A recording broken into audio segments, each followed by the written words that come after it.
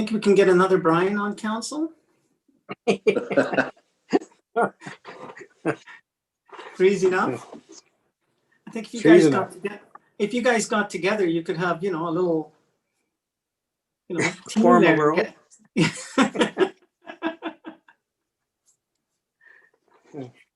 Maybe we can create a Brian bill. I'm getting carried away. Yeah.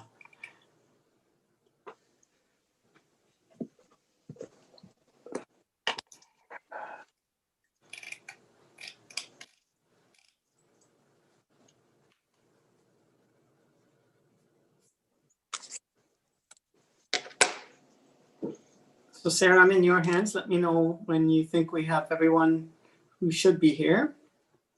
Don't have a quorum just yet. We only have. Okay. Heather, can you move, says David Taylor, but I know it's Jesse, into as a participant, please? Sorry, who is that, Sarah? He's listed as an attendee. It's David Taylor. Oh, yep. Actually, Jesse. There, he should be good now.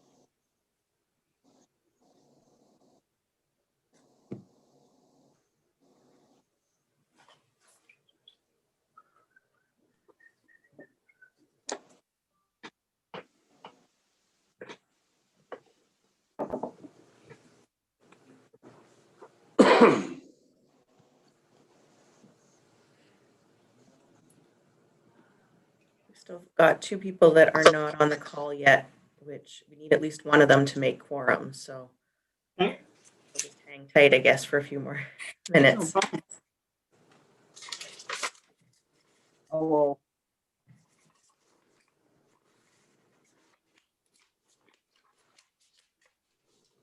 Hey, Dave. AKA Jesse.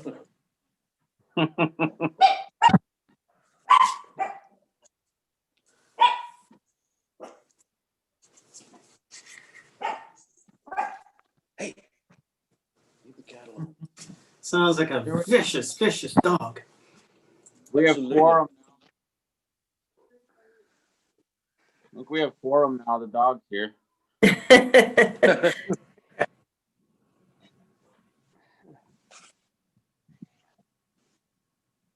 Morty, look at the camera.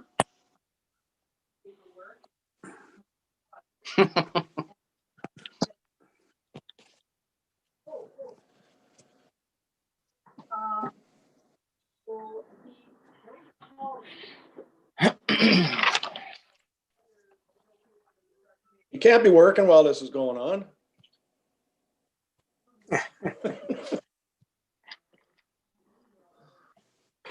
Remember, I'm self-employed. All right, right. I'm always doing a couple different things. Looks like you're just signing paychecks. A lot of checks going the other way.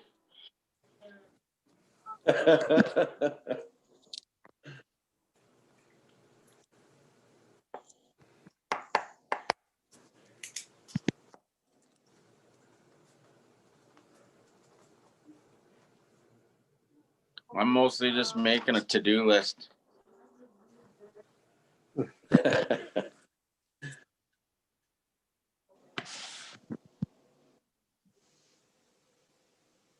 Buy a turkey on that list.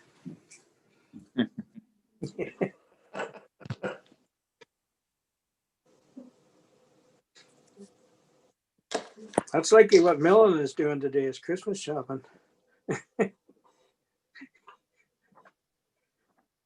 We'll have to accuse him. He's trying to find a wild turkey. Too late for that. We have somebody as an attendee. I think it's Donna, which would mean we have quorum. Heather, can you move her into the, can you move phone call in people to the panelists section? Because then she can talk, right? It's only giving me the option to allow her to talk, which I can do. Okay. I just want to confirm that that's her.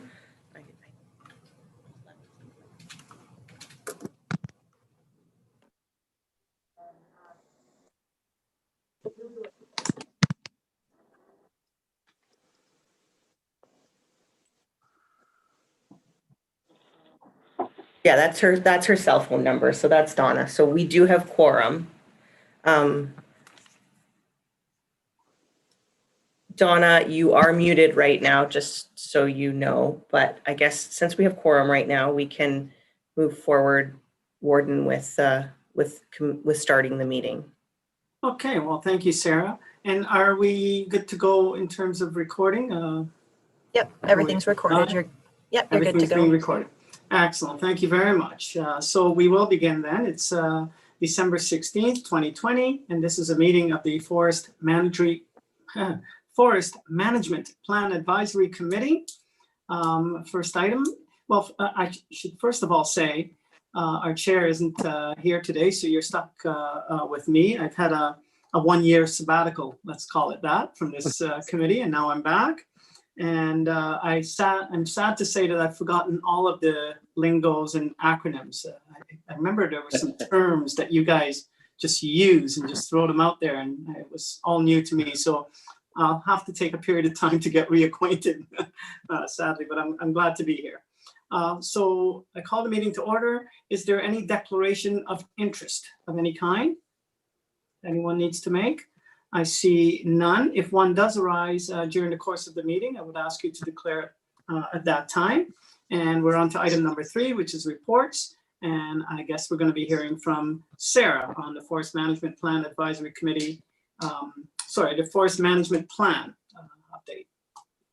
Sarah, Thank you. copy. Thank you.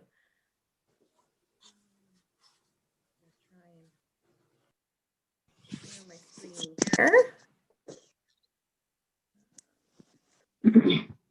So can everybody see this? Yep. Yep, okay. I just a reminder, I know that I said this in the email that I sent out to everybody. This is this meeting will be recorded, so just be aware of that, just in case we get off on a little rabbit hole or something. But anyways, my report or my presentation today is going to be brief. I'm going to hope that you all have had a chance to read my report. And basically, the report is out of the consultation that we have had. Some of you were able to attend the public open house that we had for the plan, and we didn't really get a ton of feedback. I mean, maybe that means we got it right the first go around, I'm not sure. But anyways, I just wanted to go over briefly a few things that we wanted to discuss today and a few things that we're modifying. So without further ado, there's a few things that have happened, obviously, since we met last. And one of those is the Mountain Lake Forest property has been given to the Saugeen Ojibwe Nation. So that's not part of our repertoire anymore. So that will be removed from the management plan final draft when it is brought forward.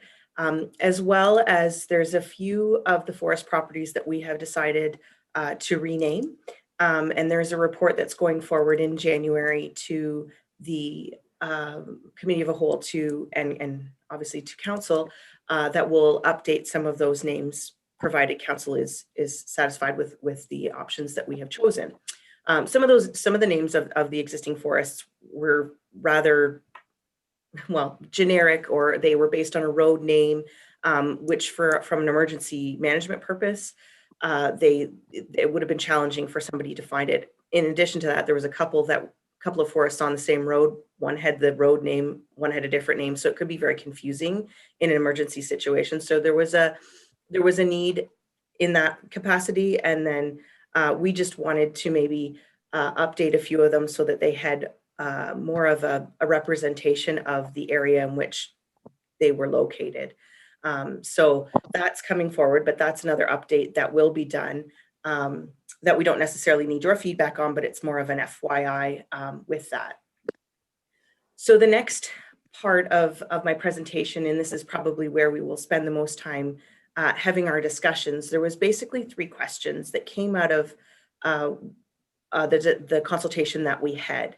I'm going to go through these. I'm going to finish my report, and then we'll come back and hopefully have a discussion if that's the way that the committee sees that that's the best way to do it. Otherwise, we can discuss it right now.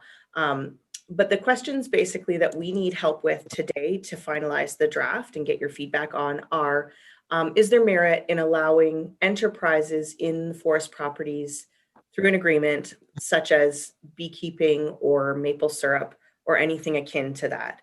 What we're hoping with this is to keep any kind of wording in it. If yes is the desire of the committee, what we're hoping is that any verbiage that we do include in the plan is broad, but basically gives us the ability to enter into an agreement through our legal services department and agreement staff so that they can help us accomplish that.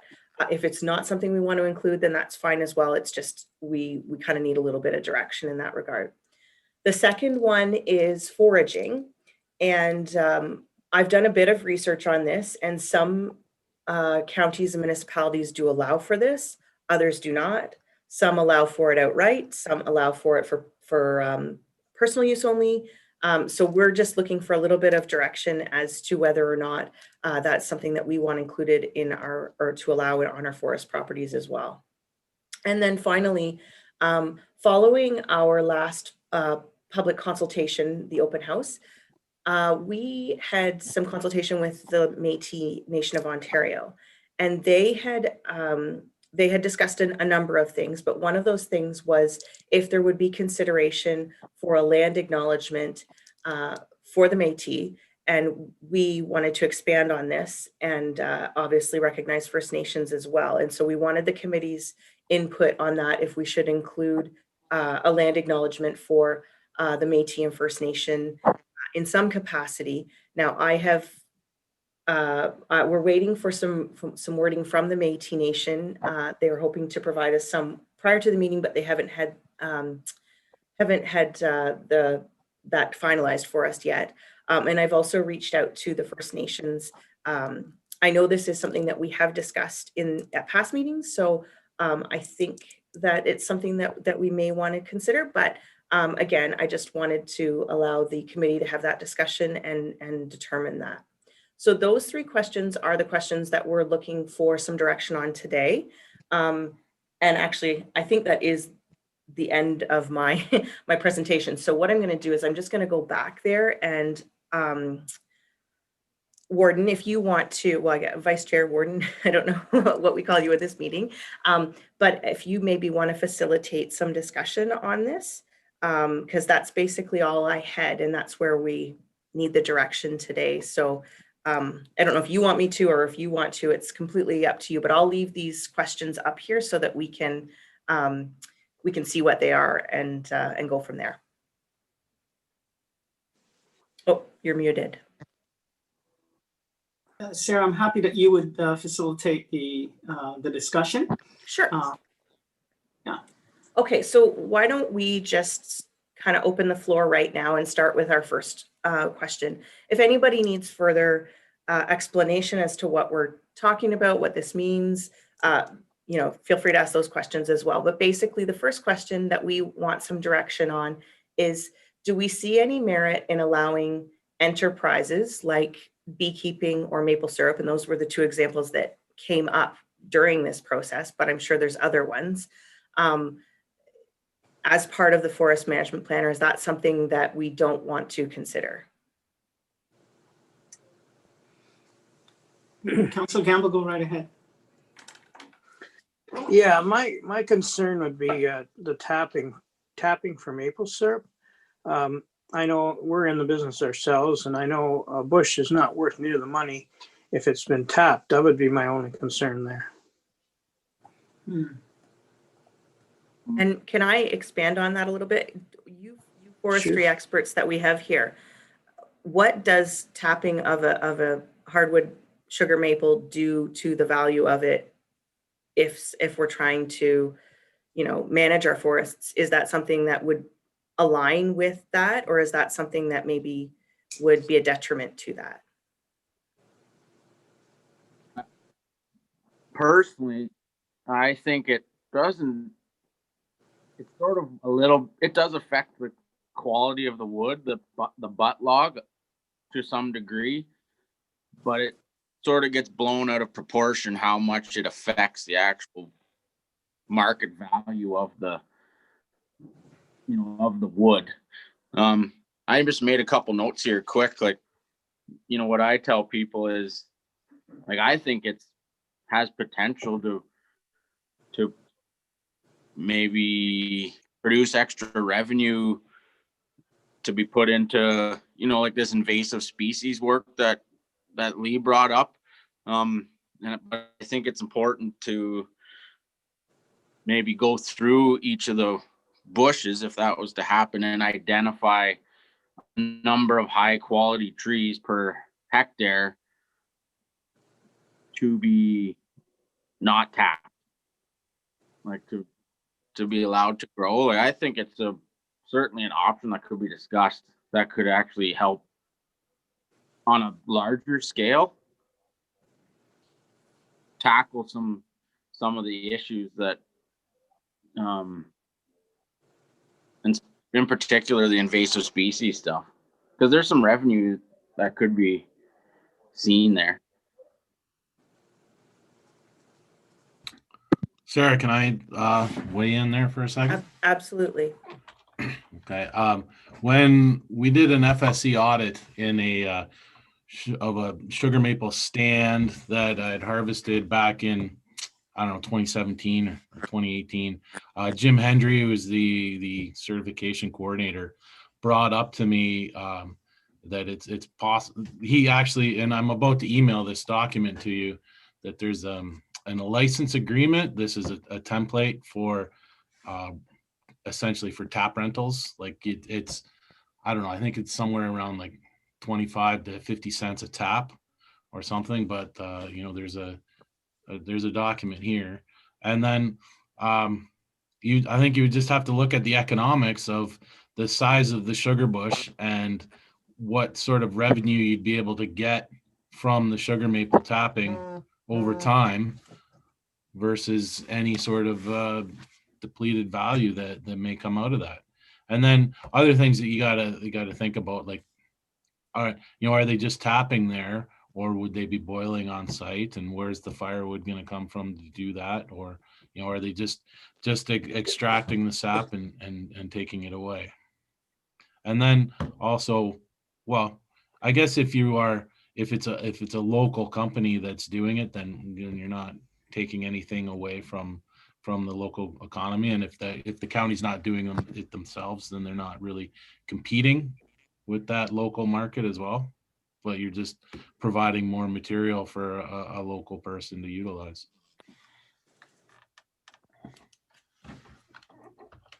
And so it doesn't affect anything with regards to FSC based on that conversation that you had with Jim Hendry? No, as a matter of fact, they're in full support of it. Some of the local landowners, like in just south of Walkerton, I can't remember the name of the family that does it, but they are one of the local, like, private landowner FSC bushes. And FSC goes wild for stuff like this. They alternative uses and of forest and value added revenues. And and with the staining that happens to the butt log, there is there is a limited value added market for that. There can be sometimes there's flooring or furniture or whatever that's made from that stained wood.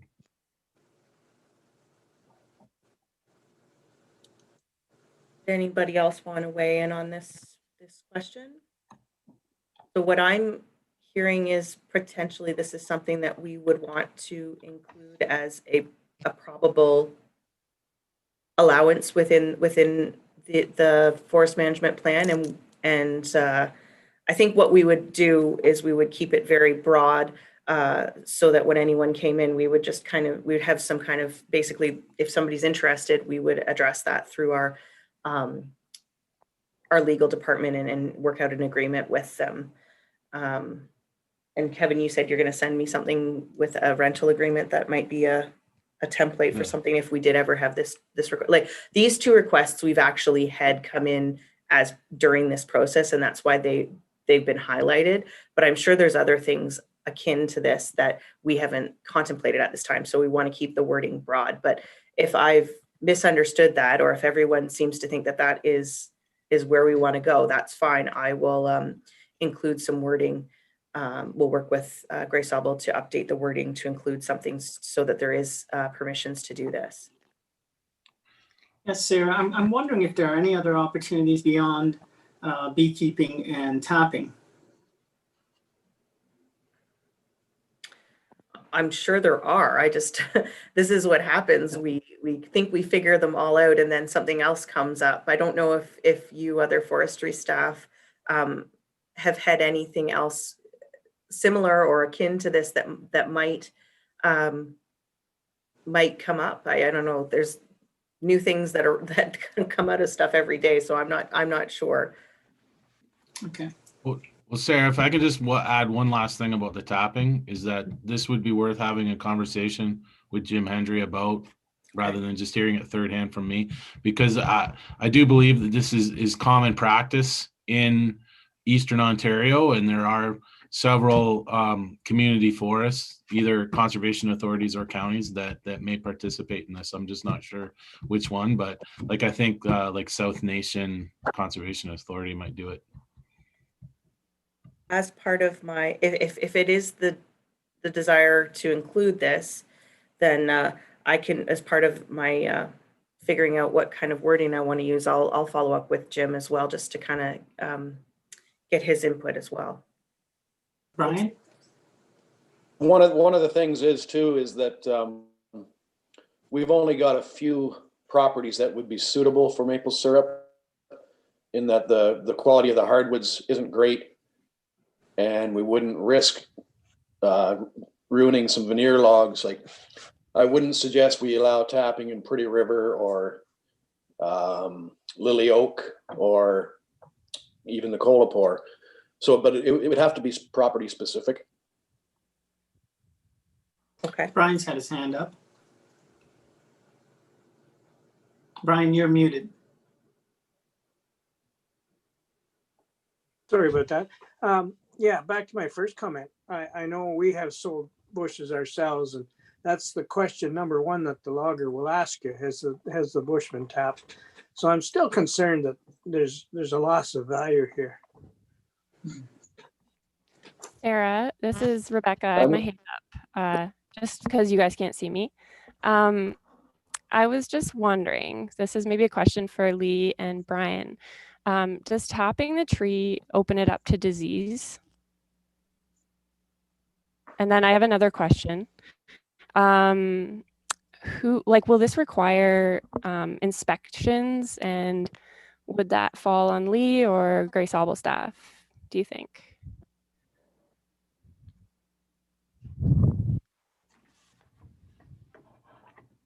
I guess that's I probably. can answer. Okay, go ahead, Lee.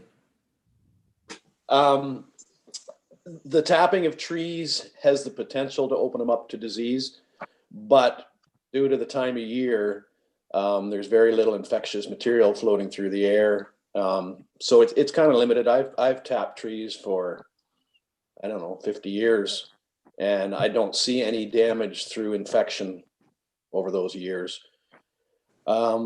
As for the inspection part, my opinion would be that prior to any tapping, we'd have to identify which trees would be able to be tapped. And that would be coming on, I would say. Okay. For 50 years, you look pretty good.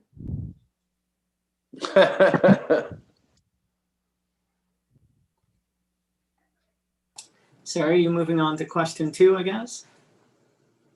I guess I just want to be clear. So we have had a few members that have raised concern. I just want to make sure that like the general consensus is that this is something we want to consider. I don't think we need to vote, but I think we need to, I just want to make sure that I am fulfilling the wishes of the committee to include what we want to include. So, it would seem to me, Sarah, that in light of Councillor Gamble's comments and concerns, maybe we want to find out what that potential impact to the value of the tree really is. I'm not sure that we have that answer here.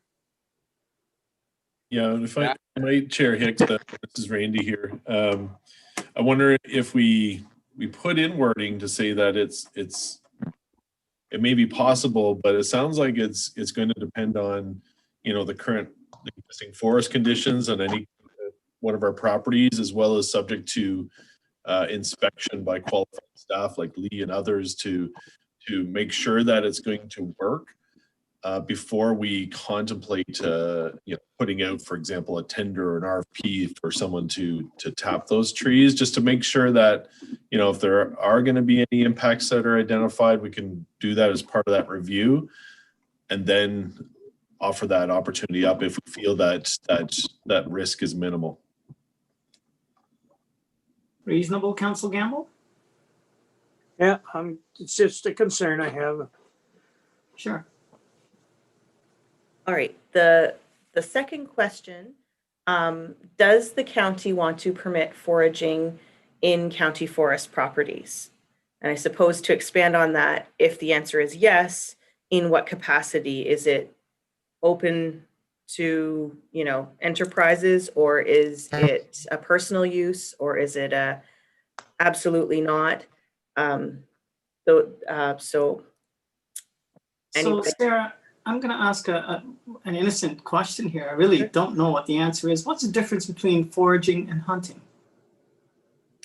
Foraging is, it's an interesting question, because I know that the Métis consider them one and the same, but foraging more deals with plant species as opposed to the animal species that we would qualify as a hunt, like a non-Métis or a non-First Nations person would hunt, I think would be an animal as compared to, I know that the Métis have their hunting or their card that allows for both of the uses.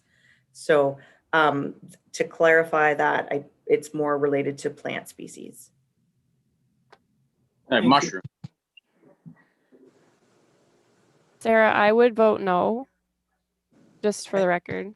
I don't know. I just feel with like the whole species at risk aspect that I think it opens up an issue there. And then it's like, how do you really regulate it once you have an agreement with someone and then word gets out? So I would be inclined to say no.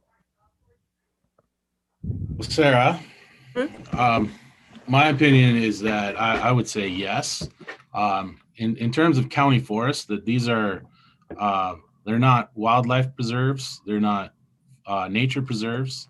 It's a working forest, and in terms of community forests, they're designed to be like a multi-use facility, and so when you start restricting activities such as foraging, then you have to enforce that, and sort of what capacity of enforcement do you have?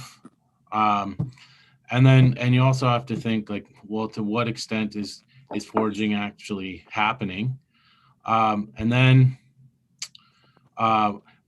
I do agree that I think that it should just be to restrict it to personal use. And so like I don't know if a commercial grade mushroom picker would be doing that anyways. And then the one issue I do see is like Becca was saying with species at risk. If you do have something like ginseng growing, that is illegal to harvest. But then like if you restrict, like if you know that you have ginseng in a forested tract, and then you say, well, you can't, there's no foraging allowed in this tract, then that kind of puts a big shining sign on saying, well, hey, then there's probably something in here that shouldn't be picked. Yeah. Sarah, can I make a comment? Absolutely. I'm coming from the snowmobile world, and so I certainly don't have the base of knowledge that many others have on the call with regard to forestry and vegetation. But just a concern I have, knowing what our relationship is like with Grey County and some of the conservation authorities. When we go in to build and maintain snowmobile trail, we have a very extensive land use agreement, which you and I have worked on for a number of years, and it dictates what we can do, what we can't do, what we have to do, what we should be doing, what the county should be doing. So I guess my concern around this would be, these are individuals. So when I look back at our previous question about the beekeepers and the maple syrup tapping, I believe that the county would probably enter into an agreement similar to what they do with the local snowmobile clubs, with all of those things in place. So you would be mitigating your risk. And hopefully, there would be a revenue stream there. So any resources that would have to be put forward by the Conservation Authority or the county to monitor what was going on would be able to be covered through a revenue stream and through that agreement. If we're looking at foraging, because it seems to be more individual based, the county and or the Conservation Authority would be assuming all of that risk and all of the cost of managing the resources, because there just is not another body to sign that agreement and take that on. So just from a pure cost perspective and a risk mitigation perspective, that would be my concern with foraging. The other thing, just from a county staff perspective, so we've had this chat internally based on some requests we received, is we have general guidance within another document called the Recreational Trails Master Plan that, when you're using our forests as a member of the public, we expect you to stay on the trails. And we just wonder if we start opening up to foraging, if we're going to see more people go off trail and go deeper into the forest. Or parts of the forest we might not otherwise want them traveling on. Now, in that sense, however, the same argument could be made for hunting too. We're certain that not all hunters stay on trails in that regard, but that's just one of the other things as staff we had concerns about, in addition to some of the comments raised about species at risk, and about, if you did make a rule here, how would you ever regulate it or enforce it? Yeah, like I think that foraging is relatively speaking one of the most benign things that you can do in a forest, other than perhaps bird watching. And it's generally done by septuagenarians and people out looking for wild leeks, so they can make soup.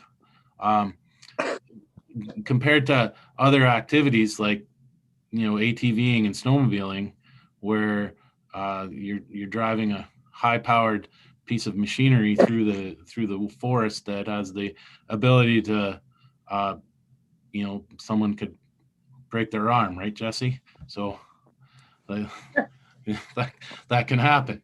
So I just don't think, like, I understand that from a county's perspective, particularly Bruce County, that had to go through a big court case because of mountain biking, that definitely liability is always something to be thinking about. but I think we just gotta be, I think encouraging people to use these facilities rather than discouraging is more the line that we should be going on, and just put a little perspective on what it is actually that's going to happen here. Like for when COVID happened, we closed down the trail system, but we didn't actually close the forest. So people were allowed to actually still continue into the forest. And I particularly would like to see people go off the beaten path a little bit more. That's just my perspective, though. Another thing that I didn't mention is this use is probably already occurring in the forests now. We wouldn't know unless there was some significant destruction as a result of it. And obviously, as Kevin has mentioned, it's not a relatively destructive activity. And I think those that are doing it know what they're looking for and would be cognizant of other species around them. I'm not for or against one position on this. I do think if it's something we want to consider I think it would be something that we would only want to consider, or stipulating at least, that it's for personal use only. But I'm not sure. We seem a little divided here, so I'm just trying to get a little bit more conversation going, maybe. Well, Sarah, go ahead, Lee. All right. So as you said, we know it's going on already. On what scale, we don't know. But so by including it in the management plan, does that mean we're going to write up agreements with these people so that that's because, as you say, we know what's already going on. I think the intent when I wrote my report and when I was asking this question was, and to separate it from the one that we previously just discussed, was to not enter into an agreement. As it is right now, we don't have any direction on it, and we know that it is occurring, and we've had some inquiries about it recently. So it feels like it's something that we need to have some sort of direction on what that is. That's what we're trying to determine. If it's just a statement that says we do permit it on a personal use level, and maybe we stipulate that you don't take more than you need, or I don't know. I could figure out some wording for it. But maybe there's some wording in that capacity that we could include. I think that's kind of, I wasn't anticipating the need to enter into an agreement with everybody that wants to go out and pick leeks or grab a puffball or whatever it is they're looking for. So, because that would be quite onerous, and I don't think that the people that are doing it would even know that they would need to do that or need to ask if they had any requirements to do that. Councillor Gamble? Yeah, I like Sarah's idea. I don't want to create a whole lot of work for people that we don't even have on staff. So I support the idea that, I don't support the idea that we just shut it down. I think a personal use idea is good. Thank you. Yeah, just one last thing here. Something like this is generally complaint driven. And so if you have it written into your forest use bylaw that it's for personal consumption, and then you get reports of so-and-so being out there harvesting whatever for sale, or you find out about this, then that's how you can go after it. And then you have the ability to issue a Part 1 summons for violating the forest use bylaw. So does that sound like a reasonable compromise, Sarah, that it is permitted for personal use, but we are not going to go to the level of actually permitting it? Yeah, that seems reasonable to me, if that's the general consensus of the committee. Is there anyone who isn't comfortable with that strategy? Okay. Okay, and the final one that we wanted to discuss today was should we include a land acknowledgement for the Métis and First Nations?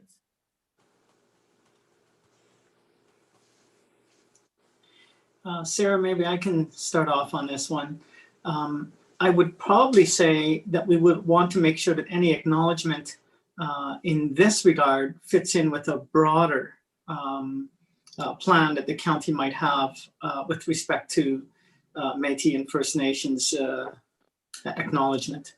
I know that that request has been made in the past, but I would think that, you know, for example, we don't start off our meetings with an acknowledgement, and some places do. I know that we've been asked in the past to develop a policy, and I believe that staff have given some thought to it. But I would think that if we were going to do something here, it would have to be part of a broader countywide acknowledgement, I guess, policy or plan.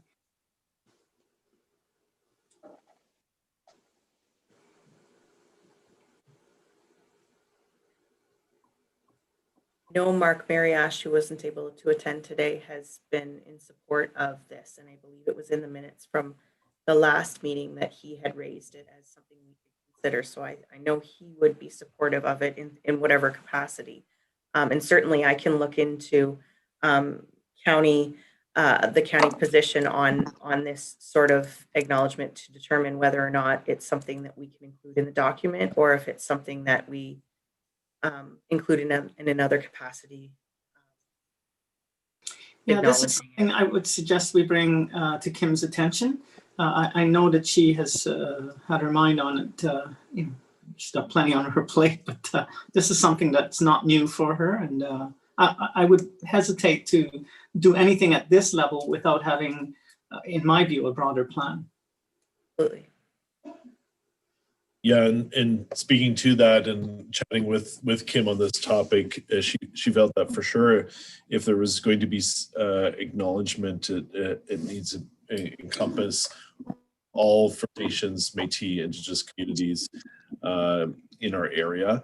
And I think the point is well taken, Chair Hicks, in terms of making sure it fits in with a corporate policy direction around land acknowledgement. And so I think that's a really valid point.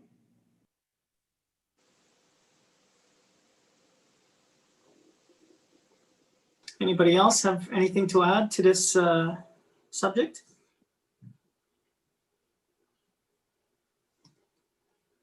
I'm seeing no. Okay, Sarah, is there anything else that you need input on? No, that was everything. I can outline next steps for the committee, which is the next item on the agenda, if you would like. Please, yes. So basically where we're going from here,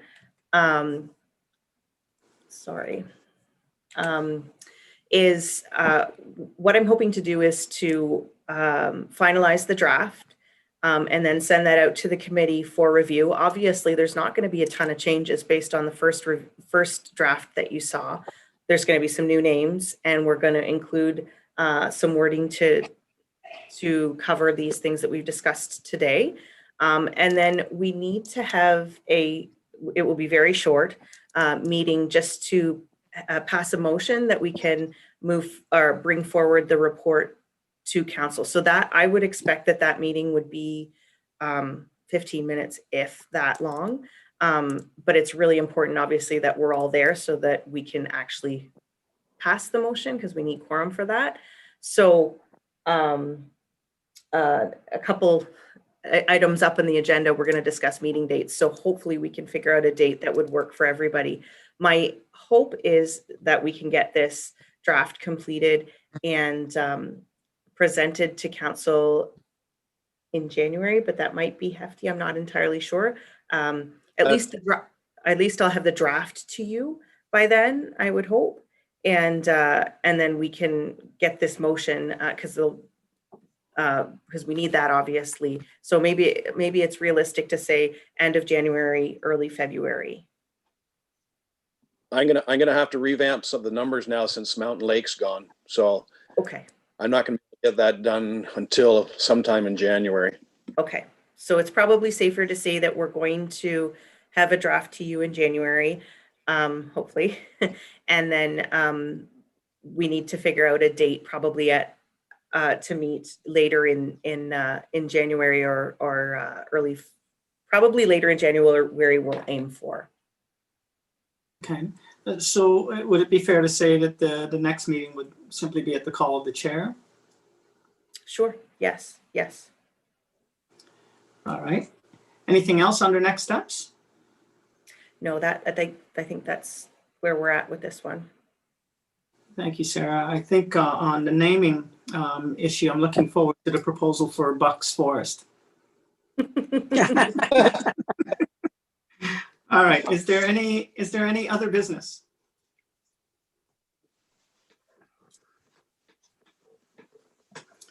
Seeing none, the next meeting then will be at the call of the chair. And that leaves me with just one item left, a motion for adjournment. So that's moved by Councillor Gamble and seconded by, I'll second it. okay, thank you. Kevin, right? Yes. Yes. Seconded by Kevin. I'm gathering there's no one opposed. Thank you all. Nice short meeting. And have a very Merry Christmas. Merry You as well. Christmas. We'll Thank see you. you all in- Christmas, see you all in the new year. Bye. Merry Christmas, everyone. Merry Christmas.